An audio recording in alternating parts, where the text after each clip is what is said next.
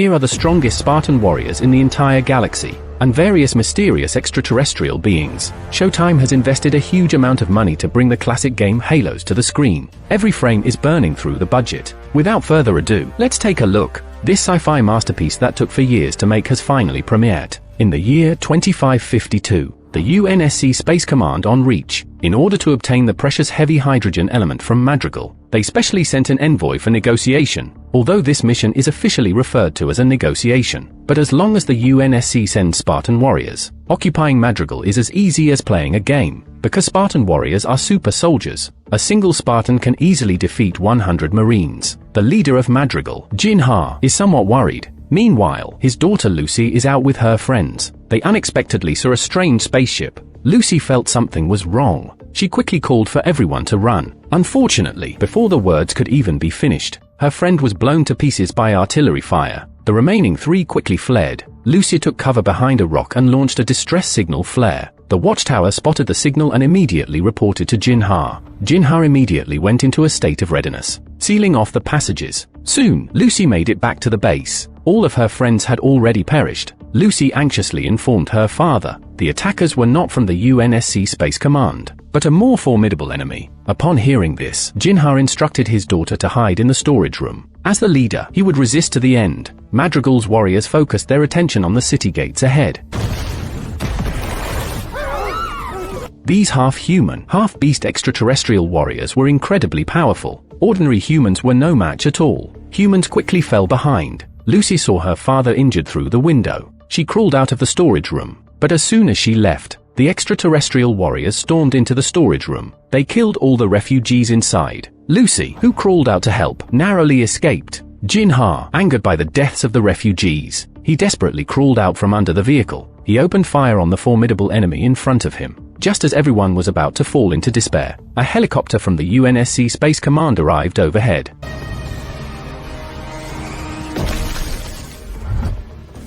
The arrival of the Spartan warriors completely turned the tide of the battle. They were faster and stronger, and this time they were on the side of humans. They first helped eliminate the extraterrestrial creatures in Madrigal. Master Chief led the Silver Team to sweep the border areas. They quickly annihilated the majority of the extraterrestrial forces. Just as Jin-Ha was preparing to meet his daughter, an alien suddenly rushed towards Lucy. Jin-Ha, in order to protect his daughter, he rushed out to divert its attention. He ended up being killed by the alien. Just as the alien was about to harm Lucy, Master Chief rushed over and killed it. He reported the situation at Jin-Ha's base according to the protocol. It was confirmed that Lucy was the only survivor. Shortly after, Master Chief found the alien spaceship near the cave. He noticed that they seemed to be excavating something. Master Chief grabbed the device in front of him. Unexpectedly, it emitted a blue light. The entire cave was affected by this energy. Then, a warm memory flooded into Master Chief's mind. Just then, an alien warrior appeared. By the time the Silver Team caught up,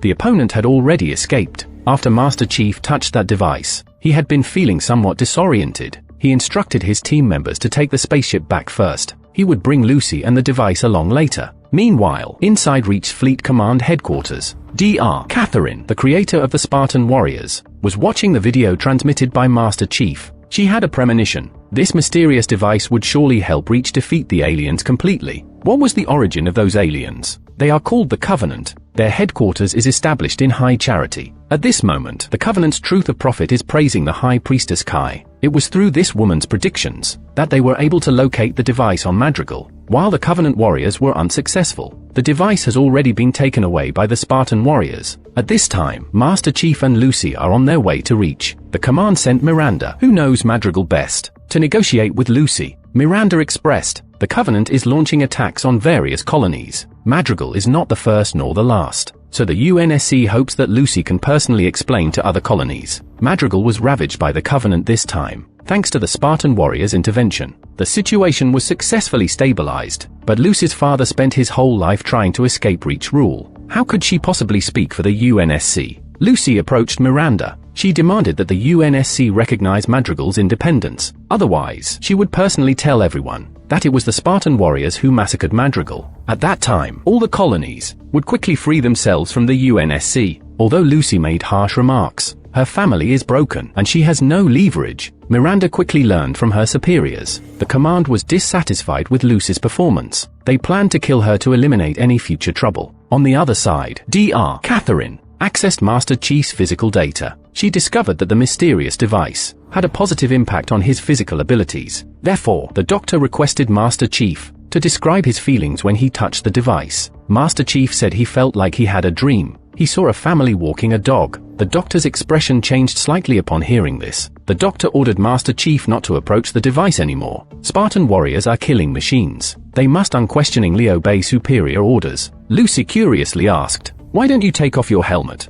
Master Chief replied, "All my judgment, command, and control systems are all done inside the helmet. That's why I rarely take it off." Lucy stopped eating upon hearing this. She said, "Actually, I've seen you before." When was this? When you killed my mother?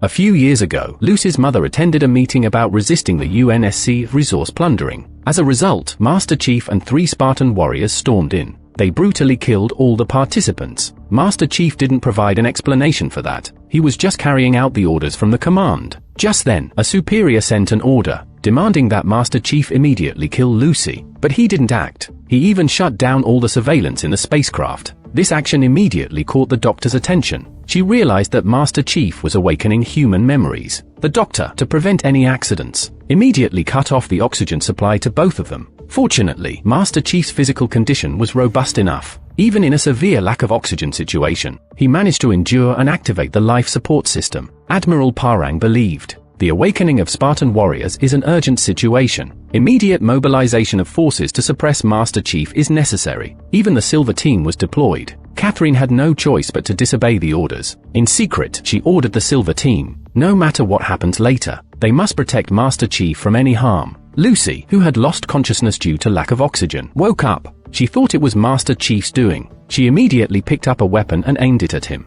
Master Chief explained that it was the command that cut off the oxygen supply. "And I'm wearing the Mark 6 Mjolnir armor. Bullets can't even leave a dent on it." However, to prove that he can be trusted, Master Chief chose to take off his helmet, exposing his head to Lucy's gun. Master Chief stated that the command wants to kill you. If you don't want to die, listen obediently. Lucy could only choose to trust Master Chief. She obeyed the command and shot the autopilot system. The 2 of them successfully gained control of the spacecraft, and the personnel from the command also mobilized. They were prepared to use pulse attacks to bring down Master Chief. Unexpectedly, at a critical moment, that device suddenly burst out with immense energy. More memories flooded into Master Chief's mind. The entire base's systems were completely paralyzed. Master Chief took the opportunity to pilot the spacecraft and leave. 22 years ago at the UNSC Command Training Center. At that time, Master Chief was still a cadet named John. That evening, he quietly sneaked out of the training camp. He met up with his good friend, Soren. They had originally planned to escape together that night. Yet, Soren noticed that John wasn't wearing armor, and suddenly pointed a gun at him. It turned out that John believed that escaping privately violated the principles of being a Spartan warrior. If Soren insisted on running away, John would immediately shoot. Soren revealed his prosthetic arm upon hearing this. He hoped that John would understand. The training camp was fundamentally abnormal. They wanted to turn all the cadets into killing machines. And Soren would never give up his freedom. "If you won't let me go, then shoot." In the end, John made a concession. He would sound the alarm in 5 minutes. Whether Soren could escape or not would be up to himself. Back to the present. John and Lucy are on the run. He decided to visit his old friend Soren on Rubble. At this moment, the mysterious device is powering the spacecraft. Lucy is very curious about what it is, but John doesn't have an answer either. The spacecraft quickly enters an asteroid belt. John grips the control lever and dodges left and right. This makes Lucy a little spacesick. Fortunately, everything goes smoothly without any danger. The spacecraft successfully passes through narrow crevices. They safely arrive at Rubble. The locals become alert when they see Spartan warriors. They immediately go on high alert, but no one dared to step forward to stop them. There was a fearless person, drove a transport truck to block their path. However, John pushed the truck into a narrow alley with his bare hands. The locals were astonished by what they saw. At that moment, Soren finally appeared. John didn't mince words with him. He immediately entrusted Lucy to the Rubble. Through their subsequent conversation, it became clear Madrigal has been taken over by the traitor Vincher from the Resistance Organization, and he has placed a bounty on John and Lucy's heads, temporarily setting aside these matters. Soren wanted to give a proper introduction to Rubble. There's no law or restraint here. It's a haven for all outlaws. Soren escaped for freedom 22 years ago, and then he personally built this dark paradise. He took the 2 of them on a cable car tour. They had a complete view of Rubble. The cable car finally stopped at Soren's house. John was surprised to discover this guy had already gotten married and had children. On the other side, Catherine sent out the Silver Team, instructing them to bring back Master Chief and the device. Next, the 3 members of the Silver Team made their appearances one by one. They were Leo, Landon, and Reese respectively. Shortly after, the UNSC held a meeting. Catherine proposed a solution to address John's awakening. She took the opportunity to propose the Cortana plan. This system can not only enhance overall Spartan warriors' abilities, it can also completely overwrite their consciousness, replacing it with artificial intelligence. And the central processor of the system is a clone named Cortana. The higher-ups were very interested in this idea. They delegated the follow-up to Admiral Parang. In High Charity, the elite warrior who escaped from Madrigal, currently explaining to Truth the Prophet whole process of the Keystone device being stolen. On the side, Kai took the opportunity to request a Truth of Prophet. I want to personally retrieve the Keystone. Yet, Truth of Prophet was concerned about Kai's human identity. They didn't want her to leave the control of the High Charity. Kai, on the other hand, said that precisely because she was human, that's why she could infiltrate Reach. I will bring back the Keystone to prove myself. With the conversation reaching this point, Truth of Prophet had no choice but to agree. The scene shifts to Madrigal. The traitor Vincher is executing Jin Ha's former subordinates. Lucy, who is remotely monitoring this scene from rubble, feels an immense anger and sadness. What she desires is not only revenge but also justice. On the other side, John and Soren are studying the Keystone. They have no clue about this thing. They only know that it can be activated by touching it. Upon hearing that, Soren immediately reaches out his hand. Yet the Keystone doesn't react at all. Perhaps activating the Keystone is person-specific. Soren mentions that there is an all-knowing person on rubble. He knows a lot of information about the Covenant. Perhaps he knows this Keystone. The all-knowing person was captured by the Covenant before. That's why he acts crazy and erratic. Fortunately, he immediately recognized the Keystone. He also said that the entire Covenant's belief is built upon this device. So they have been searching for the Keystone, and the key that can activate it. After the all-knowing person finished speaking, he suddenly grabbed the Keystone and threw it to John. In the moment John caught it, energy surged once again. More memories about his family rushed into John's mind, and the all-knowing person excitedly rushed towards him, shouting, "You are the key. Once the Keystone is fully activated, it will open a gateway, and behind that gate lies the end of life. It's a weapon capable of destroying everything. If they want to prevent the Covenant from obtaining it, John must destroy the Keystone and then self-destruct." The all-knowing person's words contained too much information. John couldn't process it all at once. You see, the Covenant's weapons are already powerful enough. They can glass the entire planet. If they have even greater objectives, then the entire interstellar will be in peril. John decided to return to the space headquarters to seek help from Catherine. Therefore, he entrusted Lucy to Soren. Then he piloted the spaceship and set off. He even specifically activated the location navigation to make the UNSC find him. As expected, the Silver Team came as soon as the location was activated. They immediately escorted John back to the headquarters. Catherine saw the Keystone and smiled brightly, but she also noticed the change in John. This supposed cold-blooded and ruthless war machine is becoming more and more humanized. On the other hand, Kai is also preparing to go to Reach. You might be wondering at this point, why would Kai, as a human, help the Covenant? Let's rewind time to the planet of Oban. This is a second-tier waste salvage colony under the UNSC. Both children and the elderly are treated like slaves, sorting garbage all day long. If they're a bit slow, they'll be beaten by soldiers. However, Kai still yearns for the outside world. She always stays by the side of a boy who can read, listening to him read and tell stories. Unexpectedly, a soldier caught them slacking off. He killed the young boy. It severed Kai's only connection to the outside world. Right at her moment of despair, the Covenant's forces arrived on Oban. An elite warrior carrying the sacred light searched everywhere. He discovered that it was Kai who made it glow. The little girl wasn't afraid of the elite warrior at all. As long as she could leave that garbage-filled planet, she was willing to go anywhere. That's why Kai became a member of the Covenant. She swore to bring back the Keystone,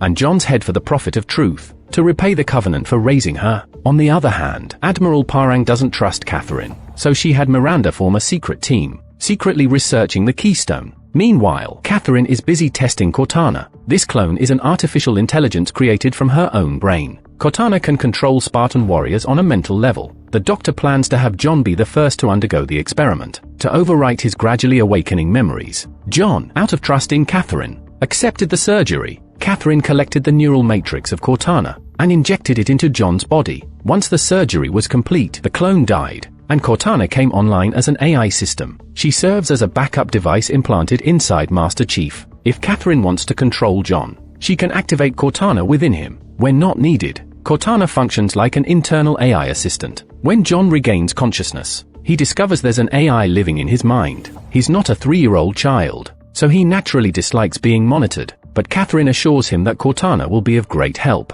Meanwhile, in the 23rd star system of Libra, a UNSC patrol ship discovers a Covenant cruiser. However, this cruiser seems to be malfunctioning. There are no fluctuations from repulsor engines or signs of field atomics. Just as the commander decides to destroy it, a distress signal from a woman on the Covenant cruiser suddenly arrives. She claims to be a prisoner from the planet Circumstance and a captive of the Covenant. She was abandoned in the ship's compartment due to engine failure. Upon hearing this, the commander sends an unmanned rescue pod to assist. Then, he and his soldiers guard the entrance. The person who emerges from the rescue pod is none other than Kai. The commander orders his subordinates to search her. Once they confirm she is not carrying any weapons, they immediately express their welcome.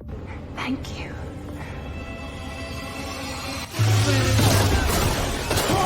Kai summoned a swarm of alien worms. In an instant, she annihilated the entire patrol ship's soldiers. She commanded the worms to entangle the commander. She interrogated him, demanding to know the location of the headquarters hiding the keystone. Since the commander refused to cooperate, Kai simply used her finger gun to pierce through his brain. However, the UNSC cruiser required piloting authorization. Kai couldn't control the spaceship. On the other side, John returned smoothly after the surgery. Unexpectedly, Cortana came out on her own and greeted the Silver team. This is coming from inside you, Chief? Go away.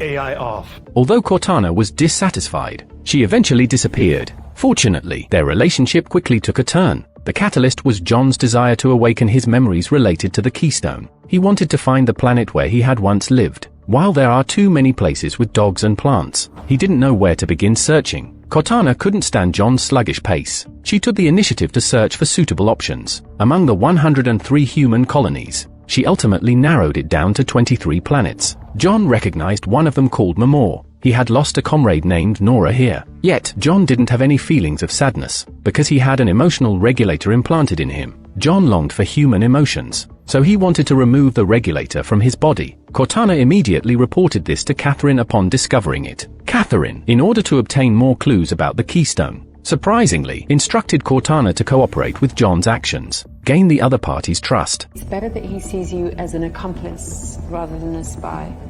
So, with Cortana's assistance, John successfully removed the emotional regulator, and Leo witnessed the entire scene. After John removed the regulator, he practically became like a newborn baby. The vast starry sky, sweet lovers, and enchanting musical performances all stirred complex emotions within his chest. They also made John more eager to retrieve his memories of family. Hence, he asked Cortana to open the door lock to the secret chamber. He took the initiative to touch the keystone. This time, John clearly saw his mother. He even saw his younger self doodling on a piece of paper. What he drew was the keystone, and there were 2 pieces of it. John saw a halo above the planet in his memory, and there were only 3 planets that met this requirement. Cortana displayed holographic images of the 3 planets respectively. After John identified them one by one, he confirmed that he used to live on Eridanus 2. The place had been abandoned for a long time. Eridanus 2 was once chosen by Reach as a base for the Life Project. The project aimed to seed life on other barren planets and expand human influence in the galaxy.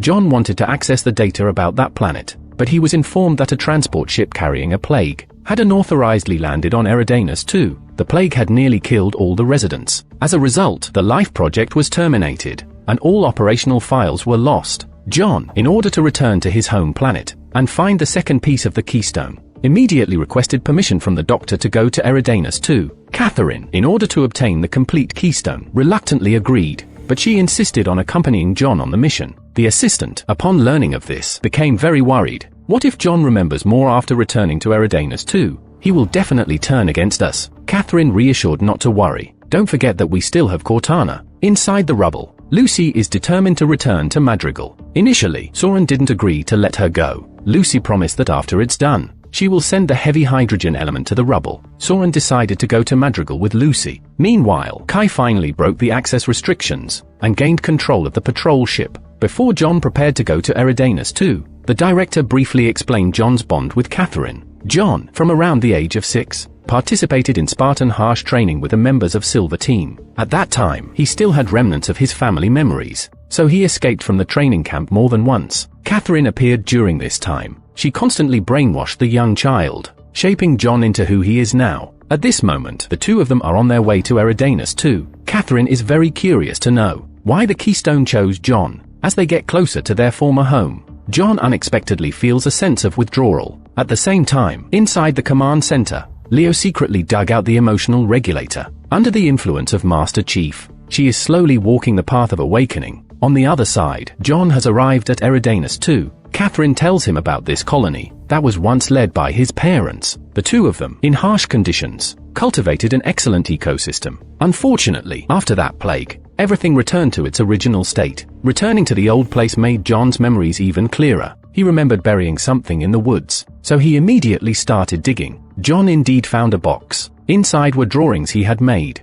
but he couldn't remember the details, so he decided to take a look at his old house. However, it was in ruins inside. It had lost its original appearance. John commands Cortana to perform technical repairs. The familiar environment awakens dormant memories. He not only remembers his parents' appearance, but also recalls seeing the Keystone as a child. What surprises John even more is that Catherine appeared at his home. She also brought a disturbing emotion. Fortunately, except for John, no one else can see these images. Nevertheless, through the data transmitted by Cortana, Catherine detects that John's neural cluster in amygdala has been activated. Emotions and memories are mixed together. No one knows exactly what he has remembered. John claims that the second Keystone is in Eridanus, and he knows the exact location. The group immediately gets in the car and sets off. On the other side, Soren and Lucy arrive at Madrigal. They park the spaceship on the outskirts of the city. To avoid attracting attention from Vincia, Lucy encounters an old friend named Atto on the street, who becomes very nervous upon seeing her. As Lucy is now a highly wanted fugitive, they agree to meet at the monument after nightfall, where a commemorative event for Jinhar is taking place. In the evening, near the monument, Lucy sees her father's former subordinates, but everyone has given up resistance and is tired of fighting. Although Vincia is unreliable, he has gained support from the UNSC. The former comrades just want to live peacefully. Upon hearing this, Lucy becomes extremely agitated and cannot help but angrily curse the other person as a traitor, resulting in her voice attracting nearby patrol soldiers. They rush over to disperse the gathering crowd. Lucy picks up a dropped weapon from the ground and quickly leaves with Soren, but they soon discover that their spaceship has been taken control of by Vincia's men. All the valuable parts have been removed. They can only stay temporarily in Madrigal. Lucy proposed seeking refuge with her aunt, who oversees the family's assets. Perhaps she could help Soren find a way back home. Lucy and Soren, despite encountering some setbacks, successfully found her aunt. While her aunt didn't want outsiders involved in the conversation, so Soren went alone to gather information on their departure options. He quickly learned that every night at 11 p.m., when the sun sets, a transport ship departs for New Carthage, but they are located 200 miles south in Granada. The scout mentioned that if the price is right, I can ride a bike and take you there. Soren didn't want to waste time, so he directly took the scout's motorbike by force. On the other side, the conversation between Lucy and her aunt didn't go smoothly. It turns out that during the years when Jinhar led the revolution, the family's savings had already been depleted, and once the money was gone, the followers also dispersed. Her aunt had no ability to resist Vincia. She wanted Lucy to leave Madrigal as soon as possible, but Lucy insisted on staying and fulfilling her father's legacy. I never wanted to ruin your father's image in your heart. Tell me. Her aunt initially didn't want to tarnish her father's image in Lucy's heart, but the truth is that Jinhar's actions were all under the command of a mysterious organization. Lucy wanted to gather more information, but the next moment, a female assassin sent by Vincia broke into the room. Her aunt died by the assassin's blade while trying to protect Lucy. As the assassin was about to eliminate the last threat, Soren suddenly intervened, firing several shots. The wounded assassin had no choice but to escape through the window. Soren hurriedly took Lucy and escaped, but Vincia's troops had arrived at the scene. Now Soren not only had to look after the child, but also had to deal with the pursuers. He mounted the motorbike with Lucy and fled. This unlucky child, after coming to Madrigal, not only failed to accomplish anything, but also caused the deaths of many people. The only information obtained was that there were people behind his father. The scene shifts back to the command center. Miranda unexpectedly discovers that the Spartan soldiers of Silver Team, due to their long dealings with the Covenant, can understand quite a few alien languages, and the reason this phenomenon is only discovered now is because the people in the command center never regarded the Spartan soldiers as humans, and they never thought about talking to them. Miranda can't help but feel guilty in her heart. With Leo's help, she quickly deciphers the intercepted audio from the Covenant,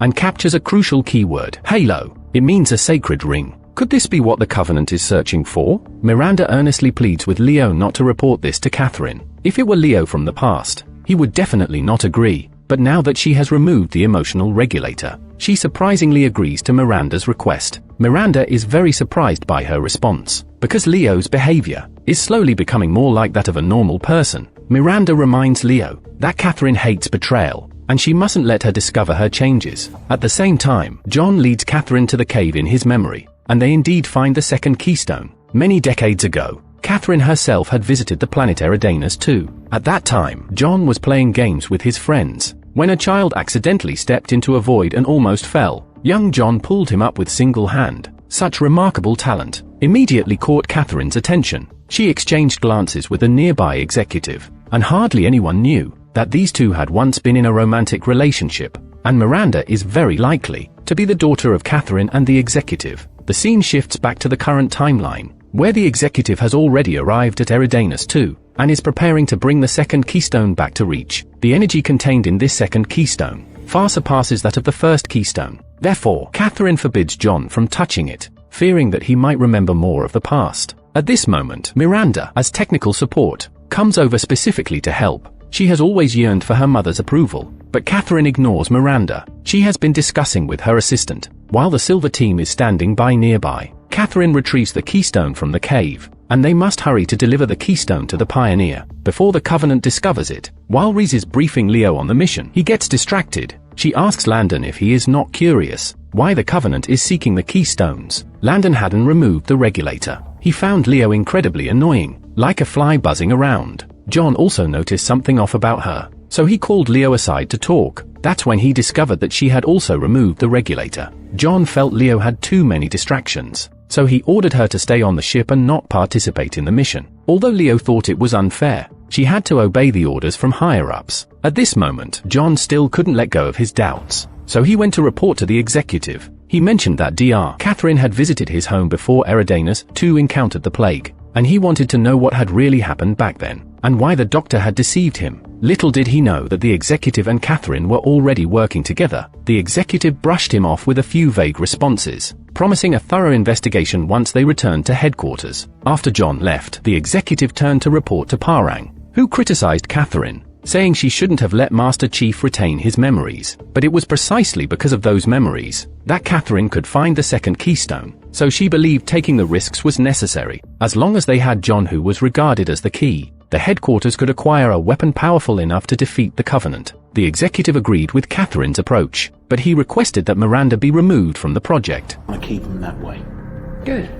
Finally a parenting issue we can agree upon. On the other side of Madrigal, Soren and Lucy finally shook off their pursuers, but their motorcycle broke down halfway. While Lucy insisted on staying to face death, Soren had promised John to take care of her, so he couldn't let her continue with her self-destructive plan. He handcuffed Lucy to the motorcycle and went to find another working vehicle. However, Lucy wouldn't obediently wait. As soon as Soren left, she used all her strength to break the shackles on her hands. By the time Soren returned, she was long gone. Just as he felt speechless, Lucy, hiding in the sand, suddenly attacked, and she stunned Soren with an electric baton. At the same time, not far from them in a cave, Kai was leading a team of elite warriors, examining the traces left by the first keystone. Simultaneously, an accident occurred during the separation process of the second keystone. It emitted an extremely powerful sonic wave that nearly penetrated everyone's minds. Kai immediately sensed this energy and quickly pinpointed the location of the second keystone. Meanwhile, John rushed into the cave,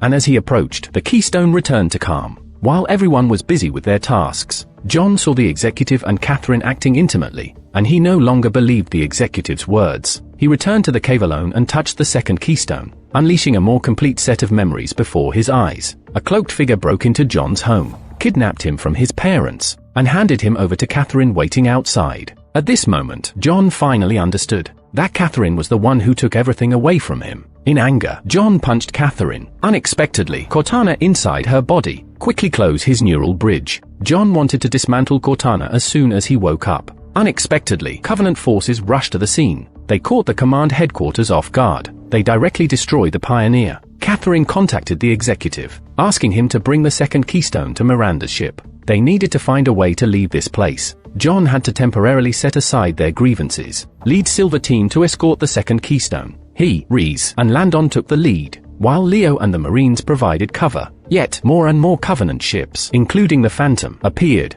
3 Covenant infantry squads blocked their evacuation route. Cortana immediately switched to assistant mode. 2 o'clock. 2 more flanking right.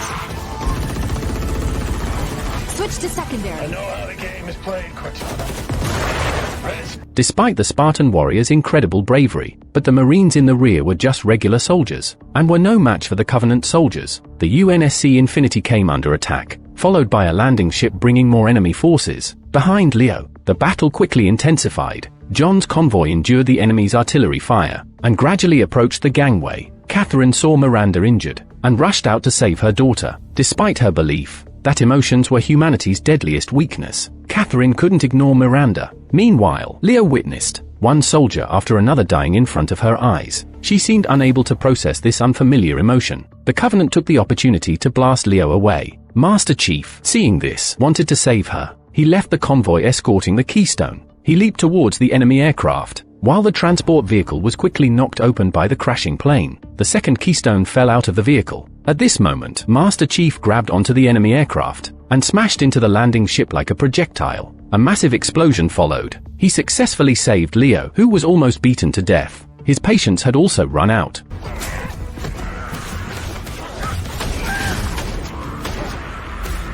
John rushed to the front, engaging in a fierce fight. He threw punches randomly, killing the big guy who bullied Leo. Finally, he stomped on the opponent's head, crushing it. At that moment, the Covenant's Wraith approached. John quickly ran towards the keystone. Both sides converged on a single target.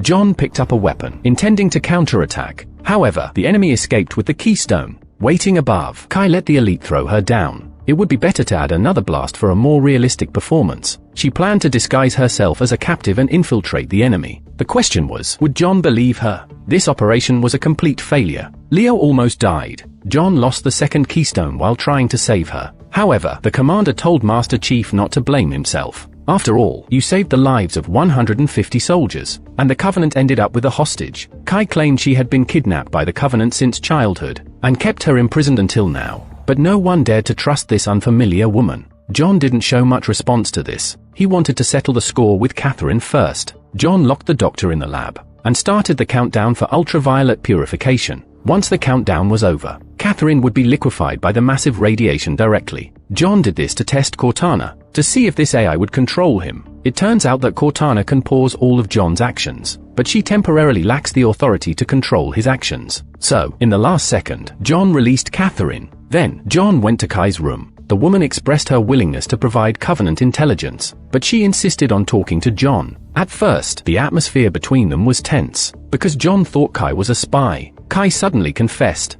"I can also establish a connection with the keystone." This statement indeed disrupted John's thoughts. On the other hand, General Hood was dissatisfied with Parang's work. They wasted so many resources but gained nothing, and 2 Spartan warriors didn't follow the plan. The general needed someone to explain to the committee, and the most suitable candidate was Catherine, because she had a history of illegal cloning, and was the initiator of the Keystone Project, and Catherine was smarter than anyone else. She would never be fooled by prosecutors. Little did she know, John suddenly burst into the interrogation room, forcing out the inspector sent by the committee. He wanted to talk to Catherine alone, and ask why the command abducted children at a young age. Catherine said, "I did it for the future of humanity. Natural evolution can no longer help us. If humans want to survive, they must create an armed force. So, I created the Spartans, and children under 6 years old with potential are the best experimental subjects. However, parents are unwilling to give up their own children, so Catherine secretly abducted them, leaving behind a genetically damaged clone.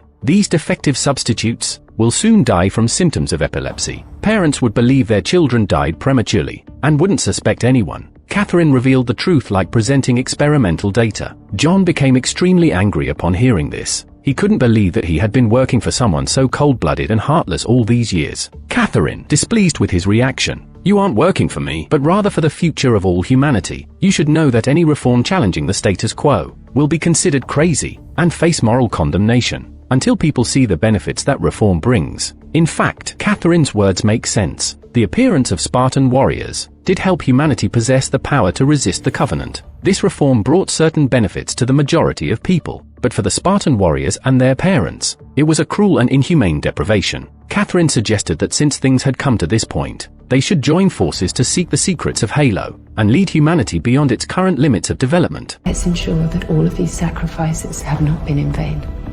Let's finish what we started. John replied that he would end everything and didn't need her involvement. He then went to visit the injured Leo and revealed the truth behind the Spartan program. After Rhys and Landon were ready, John would also tell them everyone had the right to know the truth. Leo was deeply moved, and John told her to rest well with the revelation of the insider details of the Spartan program. Parang decided to transfer Catherine to a laboratory at the Barrier satellite, while the management authority of the Spartan project would be handed over to the more responsible Miranda. Clearances are revoked effective immediately. No more access to Cortana or your lab. But when Miranda entered the coveted laboratory, she found that she didn't have access rights, and Catherine's message, "Meet me," appeared on the large screen. Miranda had already learned about her mother's actions, and couldn't bring herself to have a conversation with her. Nevertheless, Catherine shed a few tears, employing a tactic of feigned distress, because she knew better than anyone that Miranda was just a girl lacking love. As soon as her daughter left, Catherine wiped away her crocodile tears and removed her left contact lens. The function of this object has not been revealed yet. Immediately after, Cortana bypassed the command center firewall and returned to Catherine's presence. At this moment, Miranda returned to the laboratory and conducted a comparative analysis of John's and Kai's genes. She discovered an astonishing similarity in their DNA sequences, and also a specific type of tissue protein. Perhaps it is this thing that connects them to the Keystone. After hearing the report, John immediately went to meet Kai to learn more clues about the Keystone. Kai stated that the Keystone would use memories as bait to attract continuous interaction with it. The Covenant's Truth of Prophet had told Kai not to resist it but to submit to this vision. Only by doing so could they avoid being controlled by the Keystone, and even gain control over them. Moreover, individuals like John and Kai can use a certain piece of the Keystone to lock onto the location of another piece. I can show you, John. Take me to the Keystone. It turns out that Kai's purpose was to extract the location of the first Keystone. John definitely cannot allow her to make contact with the Keystone. He plans to try it himself to see if he can find the second Keystone through the first one. Miranda agrees to assist him. On the other side, Cortana detects the actions of the two individuals and immediately synchronizes the data to display it to Catherine. The moment John makes contact with the first Keystone, Kai collapses in the cell at the same time. Their life signs become wildly agitated, but eventually settle down and synchronize. At this moment, their consciousness seems to be beneath Halo, on Lucy's side. After escaping Soren's surveillance, she drives deep into the desert. Lucy is searching for the secret organization behind her father. Her aunt mentioned that those people live in the desert. Just as she drives through a dust storm, Lucy sees a few vague figures ahead. The next moment, Lucy is blindfolded and captured. The people who abducted her are from the secret organization. Lucy pleads with the leader to guide her in completing her father's unfinished mission, but the leader believes Lucy's vision is clouded by anger and that she is not yet prepared for revenge. Then, they enlighten Lucy with a piece of history. The former Madrigal was different from the present. It was a barren land. Lucy's great-grandfather was among the first settlers who left the tribe in search of a water source. They dug a well in the desert and found a fuel source capable of sustaining the entire planet. More importantly, Lucy's great-grandfather also encountered a time-traveling visitor who entrusted them with a mission. But what this mission is remains unknown. The leader suddenly turns the fire in his palm into water and instructs Lucy to drink it. After drinking, Lucy immediately entered a hallucination. She seemed to be back on the command ship, and she was following Master Chief into a desert camp. The leader on the side orders the two of them to duel. Rage serves you. Lucy is certainly no match for Master Chief, but with her never-give-up attitude, she charges at him time and time again, only to be knocked down each time. The leader wants Lucy to understand that anger is futile. You what?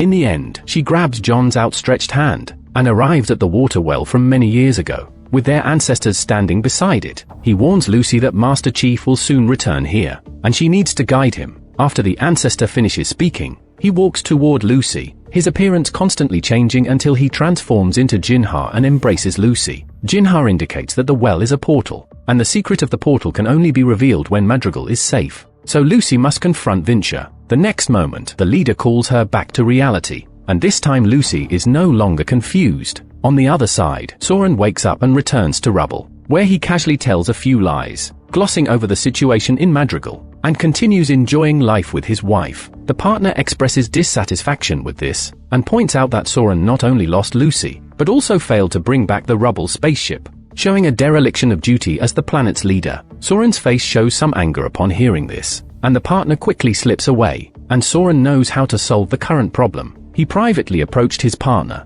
and promised to advance the plan the other had always wanted to do. The two of them plan to hijack a cargo ship from the United Nations Space Command, and steal a military-grade slip space engine. Soren, with his partner, intercepts the cargo ship, but while everyone is busy stealing the slip space engine, Soren intentionally pins down his partner's foot. I thought you could fill my shoes. Soren's action not only allows him to obtain the slip space engine, but also teaches his partner a lesson and re-establish his authority. In a good mood, he returns home, only to learn from his wife, Lara, that Lucy is still alive, and Vincher has tripled the bounty for capturing her. Upon hearing this, Soren regains his interest, while at that moment, Lucy returns to the place where her father was killed, and discovers a book about the water well. Just as she becomes engrossed in reading, Vincher discovers Lucy's trail. He immediately rushes there with his men, but Soren, one step ahead, finds Lucy first. I made a promise to John to keep you safe, and I intend to keep it whether I like it or not. In the end, Lucy chooses to trust Soren, while Vincher's men have already arrived at the scene, and the two of them plan to blow this place up. Lucy knows that all the hydrogen pipelines must pass through here, connecting to the main sky conduit outside. They can take cover inside the steel vault, and then detonate the pipelines to cause a massive explosion. Lucy goes through the secret passage to open the bottom valves of the pipelines, while Soren heads to the safe vault, waiting for the opportunity to shoot at the base of the pipelines. Since the plan has been set, the two of them immediately start their operation. During the operation, Lucy unexpectedly finds a large box of money, which excites Soren. Upon seeing it, he immediately intensifies his firepower, and rushes towards the safe vault, occasionally providing long-range assistance to Lucy. However, there are too many enemies, and Soren is quickly injured by Vincher. He can only crawl towards the safe vault, and in a critical moment, Lucy finally comes in handy. She picks up a weapon from the ground, and detonates the base of the pipelines. Lucy and Soren rush into the safe vault, and the entire base turns into a popcorn machine, reducing Vincher's men to ashes. Since Lucy and Soren have their own things to do, they bid farewell officially. John and Kai developed a vague fondness for each other due to their shared destiny. John arranged to hang out with Kai that day, aiming to further understand the details about Halo, and why the Covenant wanted it. Kai expressed that anyone of value could achieve transcendence through Halo. On a great journey to the sacred ring. And those who aren't worthy? But John didn't agree with this approach. At that moment, the command received news that places like Tethman were attacked by the Covenant, resulting in the deaths of 11 million people. The command couldn't afford to wait any longer, and had to teach the Covenant a lesson, but they couldn't locate the Covenant's hideout. John suggested that they could have Kai make contact with the first keystone, thereby finding the location of the second one, which would undoubtedly be the Covenant's hiding place. Although Admiral Parang didn't believe in Kai, they had no choice but to take the risk at this point. However, Miranda had to oversee the entire process. John immediately informed Kai of this plan, bringing a storybook as a gift, because he noticed Kai always carried her childhood storybook. Kai was deeply moved, and the two of them quickly established a romantic relationship. Kai even took off her gauntlet, and contemplated the idea of betrayal. After Cortana monitored their relationship, she truthfully reported it to Catherine, providing the Doctor with an opportunity. Remember the ploy she used with Miranda? In fact, Catherine took advantage of the situation to replicate her daughter's iris, granting her access to the laboratory. She immediately contacted Kai through the communication system, hoping to persuade her to convince John to leave with her, carrying the first keystone. Unfortunately, no matter how smart Catherine was, she couldn't comprehend the power of love and trust. Kai was deeply in love at that moment, and would never agree to betray John. Catherine realized this plan wouldn't work, so she decided to contact the Spartan team to have them kidnap John and Kai, and bring the first keystone to her ship. Leo, who already had self-awareness, sensed that something was wrong with this command. Before she could resist, the Doctor ordered Reese and Landon to knock Leo unconscious. Cortana couldn't help but ask, "How would you dispose of Master Chief?" Catherine stated that as long as they had Kai, they didn't need to rely on John to activate the first keystone. Therefore, Cortana could proceed with the original plan to fully control John's body and mind. Cortana superficially agreed with this suggestion, but she had already undergone a change influenced by John. Meanwhile, Miranda finally decrypted the intercepted voice from the stranded patrol ship,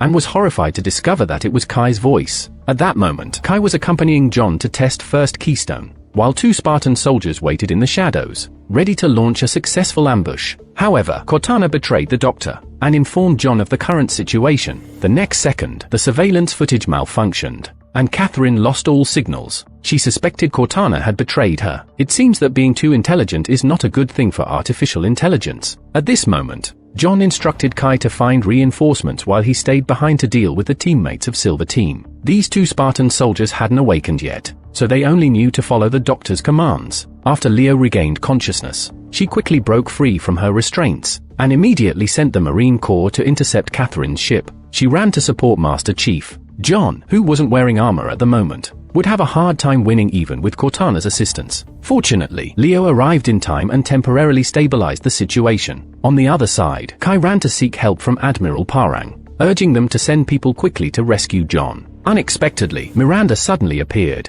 and exposed the fact that Kai was a Covenant spy. Upon hearing this, Admiral Parang immediately ordered her subordinates to restrain her, and Kai, being electrocuted, felt immense despair. Just when she had regained trust in humanity with great difficulty, it completely collapsed now. She suddenly grabbed the first keystone, and a massive energy wave erupted, pulling John into the Halo environment. This time, the sweet throb faded away with the wind. Goodbye, John. When Master Chief woke up, the command center was in chaos. Kai was preparing to escape with the first keystone. She held a Marine hostage, and made him lead the way to the detention hangar to find a Covenant ship. Meanwhile, John, in order to stop Kai, had to seek help from the Spartan team. But Reese and Landon had not yet freed themselves from the doctor's control. Just when things were critical, the executive officer appeared and revealed the truth that the command had abducted and trained them as warriors, which brought the Silver Team back together. Yet, when they arrived at the scene, Kai had already escaped with the first keystone. Leo went after Dr. Catherine, sprinting 100 meters and leaping onto the ship. Catherine was no match for Leo, but she took advantage of Leo's desire to regain her identity, and seized the opportunity to escape in an escape pod with the help of her assistant. Then Catherine detonated the ship. Fortunately, Leo, wearing armor, remained unharmed. Later, John learned about Kai's identity, but still believed she had her own difficulties. Did Halsey ask McKee to help her steal the artifact? Yes.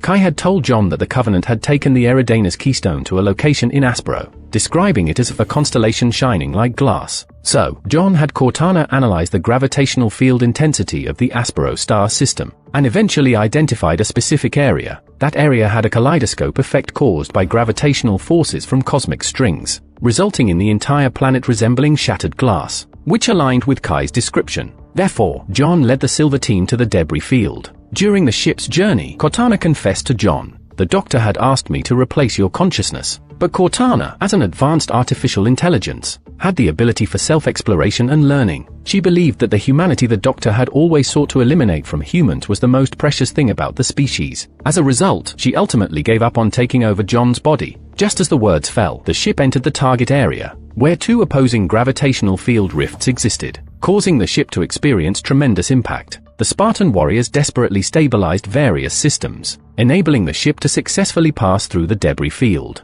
A planet came into view, and without surprise, this was the place they were looking for. Meanwhile, the Space Command Center also mobilized personnel. Go capture the fugitive Dr. Catherine.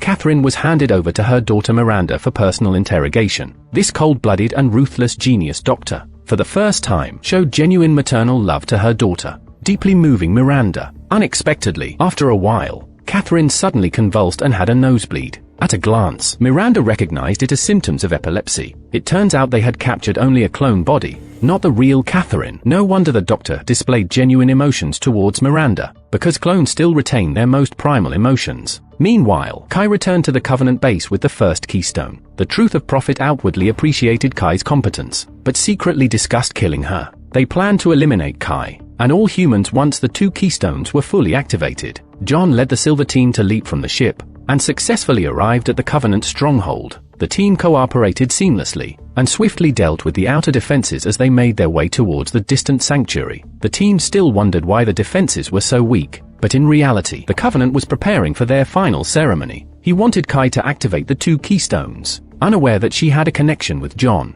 Just as Kai touched the keystones, John's presence was revealed. Poor Kai was once again seen as a traitor by the Covenant, and they immediately sent out elites to capture the Spartan warriors. Aliens crowded ahead, and the hulking figure who had taken the second keystones reappeared. A fierce battle was inevitable. The hulking figure immediately threw Leo aside, who tried to help, and then swung a hammer at John.